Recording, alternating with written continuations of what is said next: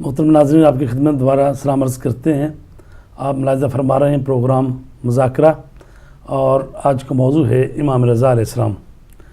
Break پر جانے سے پہلے ہم امام رضا علیہ السلام کی سیرت کے متعلق کچھ بات کر رہے تھے۔ تو امام رضا علیہ السلام حضرت امام موسیٰ کاظم علیہ السلام 7ویں امام کے فرزند ہیں، اور آپ کے 18 بھائی تھے، یعنی کل 19 بیٹے ہیں امام موسیٰ کاظم علیہ السلام کے۔ اور امام رضا علیہ السلام چونکہ امام موسیٰ کاظم علیہ السلام کے وکیل مطلق تھے، وصی تھے، خلیفہ تھے، اور ان کے بعد ہونے والے امام تھے، تو اس لیے آپ ان سے زیادہ محبت کرتے تھے اور لوگوں میں ان کا زیادہ ذکر کرتے تھے۔ اسی طرح جس طرح حضرت یعقوب علیہ السلام حضرت یوسف علیہ السلام کو ان کے بھائیوں میں ان کا زیادہ تذکرہ کرتے تھے، ان سے زیادہ محبت کرتے تھے۔ اور یہ ایک حقیقی بات ہے، فطری بات ہے کہ جو ہونے والا نبی ہو یا امام ہو، تو ظاہر ہے کہ وہ صرف اس لیے نہیں کہ بھئی کوئی کہے کہ بھی یہ تو اولاد میں تفریق ہے یا تبعیض ہے، نہیں، چونکہ وہ ولی خدا ہوتا ہے، اللہ تبارک تعالیٰ کی طرف سے نبی یا امام ہونے والا جو ہوتا ہے، اور اس کی ویسے بھی محبت واجب ہوتی ہے، تو جو معصوم ہو اور اپنی اولاد میں سے ہو۔ تو 19 بھائی تھے امام رضا علیہ السلام کے، اور امام موسیٰ کاظم علیہ السلام آپ جانتے ہیں کہ انہوں نے بہت زیادہ جیلیں کاٹی ہیں۔ جی السلام علیکم، جی ہمارے ساتھ کالر ہیں، جی ہیلو۔ ہیلو، السلام علیکم مولانا صاحب۔ جی وعلیکم السلام جناب خادم صاحب۔ اور نقوی صاحب مولانا صاحب کو بھی مؤدبانہ عاجزانہ سلام۔ سلامت جی رہیں۔ وعلیکم السلام ورحمۃ اللہ۔ ایک سوال پوچھنا تھا۔ جی کل میں سن رہا تھا ایک شیعہ چینل، نام تو نہیں میں دوں گا، چند ہی چینل ہیں، ان میں سے ایک چینل آپ کا نہیں تھا، اس میں مولانا 2 بیٹھے ہوئے تھے، وہ اشارہ فرما رہے تھے کہ یہ ماتم جو کرتے ہیں قمیضیں اتار کر، تو جو عورت مستورات جو ہیں وہ غیر محرم کو جسم کو دیکھتی ہیں، اس لیے اس سے احتیاط کرنی چاہیے۔ تو گزارش یہ ہے کہ اور دوسرے مولانا صاحب یہ کہہ رہے تھے کہ عزاداری جو ہے یہ واجب نہیں ہے، یعنی کہ اس دوسرے معنوں میں اگر کرنی ہے تو کرو، نہیں کرنی ہے تو کوئی اس کا گناہ نہیں ہے، جو میری سمجھ میں آیا۔ تو بات یہ ہے کہ میں نے حج کیا ہوا ہے، حج قبلہ، اور حج پہ میں نے حاجیوں کو دیکھا ہے کہ جب ان کے حرام جو ہے دائیں طرف سے بائیں طرف جاتے ہیں تو ان کے پیٹ کے حصے جو ہیں وہ نظر آتے ہیں، اور کثیر تعداد میں مستورات ہوتی ہیں۔ تو اگر ایک رول جو ہے ایک طرف اپلائی کیا جا رہا ہے تو دوسری طرف اپلائی وہاں کیوں نہیں ہو سکتا؟ تو پھر تو ان کا حج بھی فاسق ہو گیا، وہ حج صحیح نہیں رہا بقول ان مولانا صاحبان کے۔ اور دوسری بات مولانا صاحب یہ عرض کرنا چاہتا ہوں، جو واجبات میں سے پڑے ہوئے ہیں کہ ویسے کرنی نے جو اپنے 32 دانتوں کو نکالا تھا، کیا وہ واجب تھا، مستحب تھا، مباح تھا، کیا تھا؟ اور اس کے علاوہ جناب سارا نے ابراہیم کی بیوی نے سقط وجہ جو اپنے چہرے کو پیٹا تھا، کیا اس نے قرآن میں اس کو واجب قرار دیا گیا یا مستحب قرار دیا گیا یا مباح قرار دیا گیا؟ اور اسی طرح کتاب کا اہل تشیعوں کی معتبر کتاب ہے الثاقبۃ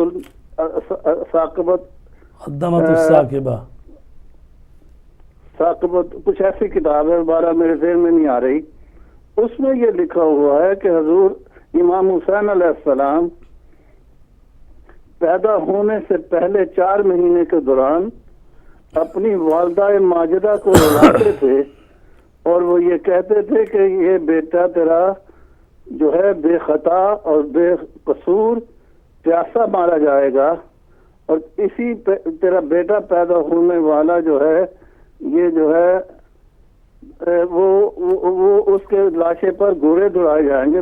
دامت الثاقبہ ہے کتاب کا نام۔ دامت الثاقبہ، ٹھیک ہے۔ تو میں یہ پوچھتا ہوں کہ سیدہ جو روتی تھی وہ کیا واجب تھا، مستحب تھا؟ اور آخری بات کر کے آپ سے اجازت چاہوں گا کہ یہ اہل سنت والجماعت کی ترمذی شریف اور دوسری کتابوں میں جو طبرانی وغیرہ ہیں اور عبد البار نے لکھی ہوئی ہیں استیاب، تو ان میں لکھا ہوا ہے کہ حضور نبی کریم صلی اللہ علیہ وسلم ولادت علیہ السلام گریہ کیا اور سیدہ ام سلمہ کو مٹی دی کہ جب یہ میرا بیٹا شہید جی باقی سارے واقعات ڈاکٹر صاحب پتہ ہے چل گئے ہیں، تو بہرحال صرف آپ یہ پوچھنا چاہتے ہیں کہ واجب ہے یہ مستحب ہے، بات کرتے ہیں۔ شکریہ جی۔ جی تو ہم بات کر رہے تھے کہ امام رضا علیہ السلام جو ہیں ان کے 18 بھائی تھے نا، اور ان میں سے 16 بھائیوں نے آپ کی امامت کو تسلیم کیا، اور 2 بھائیوں نے ابراہیم ابن موسیٰ اور زید ابن موسیٰ جو ہیں انہوں نے برادران یوسف کا کردار ادا کیا۔ تو ان دونوں نے آپ کی امامت کو جو ہے وہ تسلیم نہیں کیا، تو اس لیے ان کا لقب زید النار ہے۔ تو امام رضا علیہ السلام جو ہیں وہ اپنے والد گرامی کے زمانے میں بھی جب ان کو زندان میں لے جایا جاتا تھا، اور تقریباً 14 سال بنتے ہیں جو ان کو سب کو جمع کریں، تو بہرحال آخری جو ان کی قید ہے امام موسیٰ کاظم کی تقریباً 4 سال بنتی ہے۔ تو ان 4 سالوں میں بھی امام تو زندان میں ہوتے تھے، تو ان کی جگہ پر ان کے وکیل اور ان کے خلیفہ، ان کے وصی بن کر امام رضا علیہ السلام ہی کہا جا سکتا ہے ایک قسم کی امامت کر رہے تھے۔ تو امام رضا علیہ السلام جو ہیں ان کو وصیت کر کے گئے تھے امام موسیٰ کاظم کہ آپ نے میرے گھر میں ہی سونا ہے، اور آپ رات کو ان کا بستر بچھایا جاتا تھا، آپ تشریف لاتے تھے، اور آپ کی کنیز تھی امام موسیٰ کاظم کی، اور اس کے پاس کچھ امانت رکھ گئے تھے 2000 دینار۔ تو کہا جب میرا بیٹا مانگے گا تو اس سے وہی میرا بعد وصی ہے، وہی امام ہے۔ اور 4 سال اسی طرح امام آتے رہے، اور امام علیہ السلام یعنی اپنے والد کے گھر میں سوتے رہے۔ اور وہ کنیز روایت کرتی ہے، اسی طرح دوسرے لوگ، کہ اس رات امام کے لیے بستر بچھایا گیا لیکن وہ آئے نہیں، اور اگلے دن تشریف لائے، اور آ کے آپ نے اس کنیز سے کہا کہ وہ امانت میرے پاس لے آؤ۔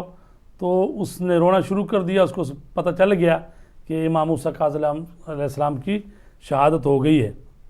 تو آپ نے اس کنیز سے کہا کہ آرام سے، زیادہ بلند آواز سے گریہ نہ کرو، اور نہ زیادہ ابھی بات کرو جب تک کہ خود حکومت کی طرف سے یہاں کے مدینہ کے گورنر کو اطلاع نہیں آ جاتی، اس وقت تک اس کو خبر کو مخفی رکھو۔ تو امام رضا علیہ السلام جو ہیں وہ طی العرض کر کے اپنے والد گرامی کے غسل و کفن میں اور ان کے جنازے میں شریک ہوئے، اور یہ ہمارا ایک عقیدہ ہے شیعہ مکتب فکر کا کہ معصوم امام کے آخری جو مراسم ہوتے ہیں اس میں امام معصوم جو بعد میں ہونے والا ہے وہ شریک ہوتے ہیں۔ اور امام رضا علیہ السلام جو ہیں وہ طی العرض کر کے گئے اور اپنے باپ کے غسل و کفن میں شریک ہوئے۔ اور ایک طرح یعنی ایک دفعہ ایسا بھی ہوا کہ وہ ایک واقفی مذہب تھا جو امام رضا علیہ السلام کی امامت کو تسلیم نہیں کر رہا تھا، تو وہ کہہ رہا تھا کہ بھی کس طرح سے آپ وہاں گئے اور امام موسیٰ کاظم کی آپ نے نماز پڑھی اور ان کے غسل و کفن میں شریک ہوئے۔ چونکہ وہ واقفی مذہب والے جو ہیں وہ مانتے ہیں کہ جناب امام موسیٰ کاظم جو ہیں وہ زندہ ہیں، وہ وفات نہیں پائی، اور اگر وہ زندہ ہوں تو تبھی امام رضا علیہ السلام کی وہ امامت کے وہ قائل نہیں ہیں۔ اگر وہ مان لیں اس بات کو کہ امام موسیٰ کاظم دنیا سے چلے گئے ہیں تو اس کے بعد امام رضا کی امامت ہے، تو وہ مانتے نہیں تھے۔ تو امام نے اس سے کہا کہ اچھا یہ بتاؤ کہ امام حسین علیہ السلام کو جو کربلا میں دفن کیا ہے تو اس میں آیا امام زین العابدین شریک ہوئے یا نہیں؟ تو چونکہ وہ شخص ان کو تو مانتا تھا، کہنے لگا ہاں وہ شریک ہوئے تھے۔ آپ نے فرمایا وہ تو زندان میں تھے، وہ تو اسیر تھے، وہ تو طوق و زنجیر میں تھے، تو وہ کیسے چلے گئے کربلا میں؟ تو اس واقفی مذہب والے نے کہا کہ وہ حجاز سے چلے گئے۔ تو آپ نے فرمایا کہ جو خدا ان کو یہ طاقت دیتا ہے کہ وہ زنجیر و گل اس کو توڑ کے رہا ہو کر قید خانے سے تو وہ جا کے کوفے سے کربلا جا کر امام حسین کی دفن کرنے کے لیے جا سکتے ہیں، تو میں تو اسیر بھی نہیں تھا، زندان میں بھی تھا، اسی خدا نے مجھے طاقت دی کہ میں اپنے باپ کے جنازے میں اور ان کے غسل و کفن میں شریک ہوا۔ تو امام رضا علیہ السلام امام موسیٰ کاظم علیہ السلام کے لیے زندان میں وہاں گئے آخری وقت، تو امام جو ہے اللہ تبارک تعالیٰ نے اس کو قوت دی ہوتی ہے کہ وہ ان کے لیے یہ فاصلے جو ہیں کوئی زیادہ مشکل معاملہ نہیں ہے، چونکہ اللہ تعالیٰ کی طرف سے اذن ہوتا ہے اور ان کے پاس یہ اختیار ہوتے ہیں۔ تو عزیزان گرامی، امام رضا علیہ السلام کی زندگی میں جو اہم واقعہ ہے وہ ولی عہد کا ہے کہ جو آپ نے آخری جو 3 سال ہیں وہ گزارے ہیں خراسان، یہی جہاں پر آپ کی ابھی قبر ہے مشہد، یہ خراسان صوبے کا نام ہے، تو ولی عہد آپ بنے ہیں مامور رشید کے۔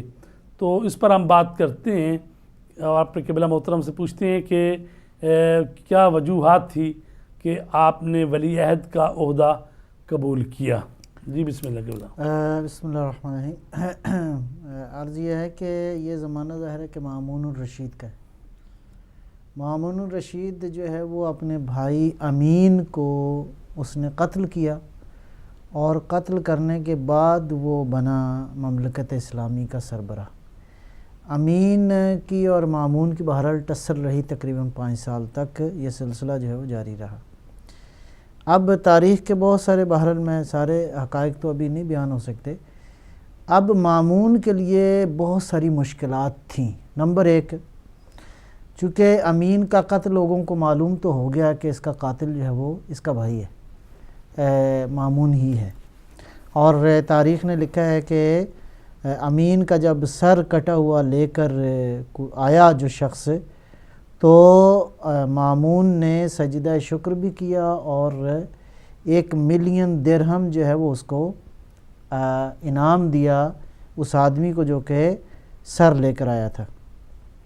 بہرحال یہ سارے مسائل موجود ہیں۔ اور دیکھیں عجیب ستم ظریفی ہے کہ وہ اس کا بھائی تھا، جی جی، ہارون رشید کے 2 بیٹے، ایک مامور رشید اور ایک امین رشید۔ جی جی، امین رشید جو ہے اس کی ماں کا نام زبیدہ خاتون ہے، اور وہ جو دوسرا ہے مامور رشید وہ ایک ایرانی کنیز ہے جس کا بیٹا ہے۔ اور اب بھائی نے بھائی کو مارا حکومت کے لیے، اور پوری حکومت کا وہ خود تنہا ہی حکمران بن گیا، خلیفہ بن گیا۔ اب اس بھائی کے سر کو اس نے اپنے دربار میں اور وہاں پر لٹکا دیا، اور لوگوں سے کہا لوگوں آؤ اور اس پر لعنت بھیجو اور مجھے مبارکباد دو۔ اور لوگ آ رہے ہیں اور اس پر لعنت بھیج رہے ہیں، اور ایک بھائی پہ لعنت بھیج رہے ہیں، دوسروں کو مبارکباد دے رہے ہیں اور انعام لے رہے ہیں۔ ایسے میں ایک شخص آیا اور اس نے کہا کہ تجھ پر بھی لعنت، تیرے باپ پر بھی لعنت، تیری ماں پر بھی لعنت۔ تو جب ایسے ہوا تو اب شرمندہ ہوا مامور رشید کہ یہ تو بات آگے تک پہنچ گئی ہے، جیسے لوگ کہہ دیتے نا تجھ پر لعنت، تیری جد پہ لعنت، تیرے باپ پہ بھی لعنت۔ تو اب جو وہ شرمندہ ہوا اور اس کو بھائی کے سر کو اتروایا اور اس کو دھلوا کے تو واپس بھیج دیا کہ جاؤ بغداد لے جاؤ اور وہاں پر اس کی اس دفن کر دیں، وہاں پر جہاں پر اس کی لاش کو دفن کیا ہے۔ تو یہ مامور رشید ہے کہ جس نے حکومت کی خاطر اپنے بھائی کو بھی نہیں بخشا۔ تو اب کیا وجہ ہوئی کہ وہ جس نے اتنا قتل و غارت کر کے اور بھائی کو بھی مار کے حکومت حاصل کی، اب وہ حکومت جو حاصل کی ہے اور وہ امام رضا علیہ السلام کو پیش کر رہا ہے. ہمارے ساتھ ایک کالر ہے جی. السلام علیکم جی. السلام علیکم جی وعلیکم السلام. دیکھیے آپ اگر کسی گیسٹ مولانا کو یا کسی گیسٹ کو آپ بلاتے ہیں تو ہمارا فرض بنتا ہے کہ ہم گیسٹ کو بھی موقع دیں بولنے کے لیے. آپ مولانا نجم الحسن صاحب کو کچھ موقع دیجیے بولنے کے لیے, ہم ان کو سننا بھی چاہتے ہیں. Please, thank you very much. خدا حافظ. جی بہت شکریہ جی. جی ٹھیک ہے. دیکھیں آپ کی حمایت میں کالیں آ رہی ہیں کہ آپ کو سننا چاہتے ہیں, تو بسم اللہ آپ فرمائیں کہ ہم نے سوال کیا کہ بھئی کیوں ولی عہدی کا عہدہ قبول کیا. بہرحال یہ مل کے ہی ہوتا ہے کہ بعض اوقات موضوع جو ہے اس کے بعض گوشے. نہیں ٹھیک ہے جی. جی تو میں یہ عرض کر رہا تھا کہ یہ سبق جو اس نے لیا اس نے اپنے باپ سے لیا کہ حکومت کی خاطر جو ہے انسان کتنے بڑے بڑے گناہ کرتا ہے, اور ظاہراً وہ اسلام کے وہ تھے ٹھیکیدار اور بحیثیت خلیفۃ المسلمین حکومت کر رہے تھے مسلمانوں کے. اب اس کے باپ کا واقعہ میں اشارتاً گزرتا ہوں کہ ایک روز مامون کہتا ہے میں چھوٹا تھا کہ میرے باپ نے ہارون نے مدینے والوں کو بلایا اور ان کو انعام اکرام جو ہے وہ پیسے ویسے دیے.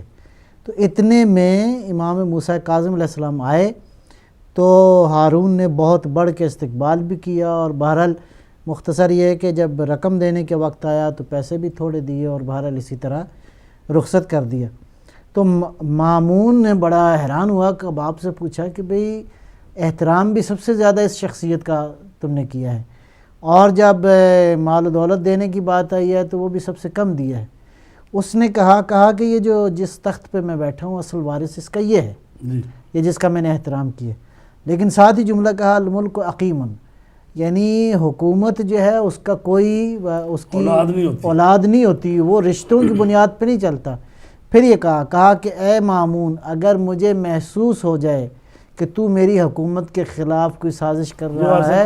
جی بسم اللہ. السلام علیکم جی. جی وعلیکم السلام. جی میں مسز جی بات کر رہی ہوں, میں نے کچھ سوال پوچھنے تھے. جی فرمائیے. آپ کا نام کیا ہے؟ تھا کہ ہم شیعہ لوگ اکثر کہاں سے میری بہن بول رہی, کہاں سے؟ زیارت پہ جاتے ہیں مختلف حاجات لے کے, مطلب جیسے نوکری ہے, امتحان ہے, اولاد ہے, مختلف چیزیں نا. تو کیا یہ زیارت جو ہوتی ہے یہ معرفت کی زیارت میں ہوتی ہے؟ اپنی حاجات لے کر کہاں جاتے ہیں؟ معرفت کے ساتھ زیارت کرنی ضروری ہوتی ہے, تو یہ کیا چیز ہوتی ہے؟ اور یہ کہ جو زیارت کے آداب ہوتی ہیں وہ کیا ہوتی ہے؟ کیونکہ اکثر ہم لوگ جب پہلی دفعہ جاتے ہیں ہمیں بالکل پتہ نہیں ہوتا, تو لوگ ایک دوسرے کا نا خیال بھی نہیں کرتے کہ مطلب اکثر چیزوں میں جلدی کرتے ہیں اور دوسروں کا خیال نہیں کرتے. تو اس پہ تھوڑی سی روشنی ڈال دیجیے گا. شکریہ. جی شکریہ. جی قبلہ بات ہو رہی تھی کہ ولی عہد کا میں وہی عرض کر رہا تھا کہ اس نے اچھا اب اس نے کہا کہ میں تمہیں بھی زندہ نہیں چھوڑوں گا اور میں تمہاری زبان بھی گدی سے کھینچ لوں گا. تو یہ دونوں قاتل تھے, دونوں مطلب ہے اپنی حکومت کی خاطر انہوں نے ہر طرح کا ظلم. اچھا دوسری بات یہ ہے کہ مامون اس قدر مشکلات میں گھرا ہوا تھا. نمبر ایک تو وہی قتل کیا اس نے, دوسرا یہ ہے کہ وہ اجمی تھا اور عرب اور عجم کا جو بہرحال مشکل ایک موجود ہے, گردا گرد عرب تھے سارے, اور وہ عرب کسی صورت اس کو قبول کرنے کو تیار نہیں تھے.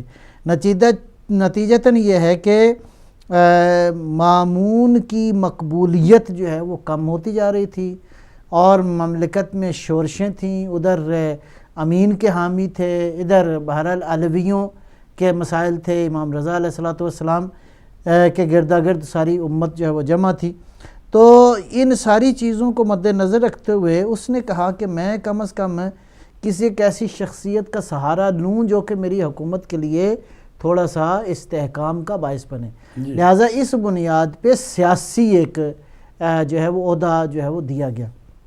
اب فضل ابن سہل جو کہ مامون کا وزیر اعظم تھا, وہ کہتا ہے کہ جب جس محفل میں امام رضا علیہ السلام بھی موجود تھے اور مامون نے خلافت کی پہلے تو دی پیشکش کی, تو امام نے کہا کہ بھی مجھے نہیں اس کی خواہش, چونکہ امام سمجھتے تھے کہ یہ اس کا ارادہ کیا ہے, یہ میرا مطلب ہے مجھے استعمال کرنے کے چکر میں ہے, اور ظاہر ہے کہ اگر خلافت واقعاً امام کا حق ہے تو تمہیں خود بخود دستبردار ہو جانا چاہیے, پیشکش کرنے کی ضرورت نہیں ہے. تو مقصد یہ ہے کہ یہی جو آپ فرما رہے ہیں کہ اگر آپ نے فرمایا کہ اگر تو خلافت تیرا حق ہے صحیح، تو تجھے دوسرے کو دینے کا حق ہی نہیں بنتا. حق نہیں بنتا. صحیح. اگر تیرا حق نہیں ہے تو جس چیز پر تیرا حق ہی نہیں ہے تو وہ تو ملکیت ہی اس کی نہیں ہے، پیشکش کی تو اور تو دوسروں کو بانٹتا پھرتا ہے. صحیح بات تو ہے. لہٰذا آپ نے اس انداز سے جی ہاں. منطقی. اچھا، اب کہتے ہیں فضل ابن سہل کا یہ جملہ ہے کہ اس دن میں نے اپنی زندگی میں اتنا زیادہ خلافت کو ذلیل ہوتے ہوئے نہیں دیکھا. یہ فضل ابن سہل کا جملہ ہے کہ خلافت پیش ہو رہی تھی، قدموں میں گر رہی تھی، اور علی کا بیٹا اپنے جد کی طرح جو ہے وہ خلافت قبول نہیں کر رہا تھا، اور اس کے پیچھے جو ہے بنیادی طور پہ یہی ایک بنیادی مسئلہ. پھر اس کے بعد اس نے ولایت عہدی کا جو وہ کیا، تو اس پہ بھی بہرحال مختصر یہ ہوا کہ امام نے بالاکراہ اس کو قبول کیا اور بالشرائط قبول کیا، اور شرائط جو تھی وہ قابل غور ہیں، وہ قابل دقت ہیں کہ امام نے کن شرائط کے ساتھ اس ولی عہدی کو قبول کیا.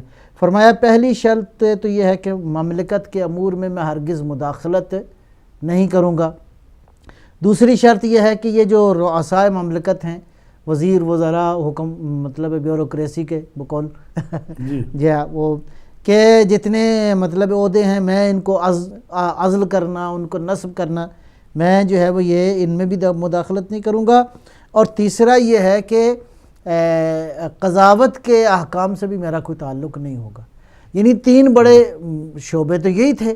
لہٰذا یہ ہے کہ کسی طرح بھی میرا کوئی تعلق تمہاری حکومت سے نہیں ہوگا. تو اس انداز سے امام نے جو ہے وہ ولایت عہدی جو ہے وہ قبول کی. البتہ ہم دیکھتے ہیں کہ اس کا کوئی فائدہ اتنا نہ ہوا جتنا مامون چاہتا تھا، لیکن بہرحال اس نے کوئی کسی حد تک اپنے خلاف جو ہے اٹھنے والی جو مطلب حالات تھے ان کو کنٹرول کرنے کی کوشش کی. پھر یہ ہوا ہے کہ اسی مامون کے زمانے میں میں سمجھتا ہوں کہ اگر ہم دیکھیں کہ وہ جو پہلے ہم بات کر رہے تھے کہ آپ کا ایک لقب جو ہے عالم آل محمد ہے، مامون نے اصل میں تو امام کو میرا مطلب امتحان میں مبتلا کرنے کی کوشش کی کہ دیکھو یہ لوگ جو اتنا دعوے دار ہیں، دیکھو ان کی علمی حیثیت جو ہے وہ کیا ہے. تو ہم دیکھتے ہیں کہ اس زمانے میں تمام تر ادیان کے بڑے بڑے اسکالرز کو بلایا گیا، اور یہ بات ایک بار نہیں ہوئی، تکرارن یہ معاملہ جو ہے وہ جاری رہا. تو امام رضا علیہ السلام سے تمام تر مکاتب کے اور ادیان کے لوگوں نے جب گفتگو کی تو امام نے ان کو انہی کی کتابوں سے اور انہی کے دلائل کی روشنی میں جو ہے وہ ان کے نظریات کو باطل ثابت فرمایا، اور دین کی حقانیت اور دین کے جو ہے وہ دین اسلام کے جو بنیادی عقائد ہیں ان کی سرفرازی اور سربلندی کا جو ہے وہ اظہار ہوا امام رضا علیہ السلام کی موجودگی میں. تو یہ جو سارا سلسلہ ہے کہ امام علیہ السلام نے ولایت عہدی کو قبول کیا اور وہ بالشرائط قبول کیا. اس کے باوجود سازشیں یہ ہوتی رہیں، بلکہ پابندی یہ تھی کہ امام سے کوئی آدمی براہ راست رابطہ نہیں کر سکتا، جاسوسی کے پہرے تھے. اور یہ وہ دور ہے جو کہ بڑا ہی ایک کرٹیکل دور ہے. امام علیہ السلام اس انداز سے امت کی راہبری نہیں کر سکے جس انداز میں پہلے 15 سال میں انہوں نے کی ہے. نتیجتاً امام ہی کی شخصیت کو اپنا خطرہ سمجھتے ہوئے مامون الرشید نے سازش کی اور امام کو زہر دیا، جس کے نتیجے میں آپ کی سزا. قبلہ آپ نے جو باتیں کی ہیں جی، بریک ٹائم ہو رہا ہے تو پہلے بریک لے لیتے ہیں، اس کے بعد اس پر بات کرتے ہیں، تھوڑا سا مزید روشنی ڈالتے ہیں کہ امام نے ولی عہد کو عہدہ کیوں قبول کیا، اور اس میں دونوں طرف سے آ جائیں گے کہ مامون رشید نے کیوں عہدہ دیا اور امام نے کیوں قبول کیا. اس پر بات تو ہو چکی ہے، اس کو مزید تھوڑا سا نکھارتے ہیں. ایک بریک کے بعد حاضر ہوتے ہیں.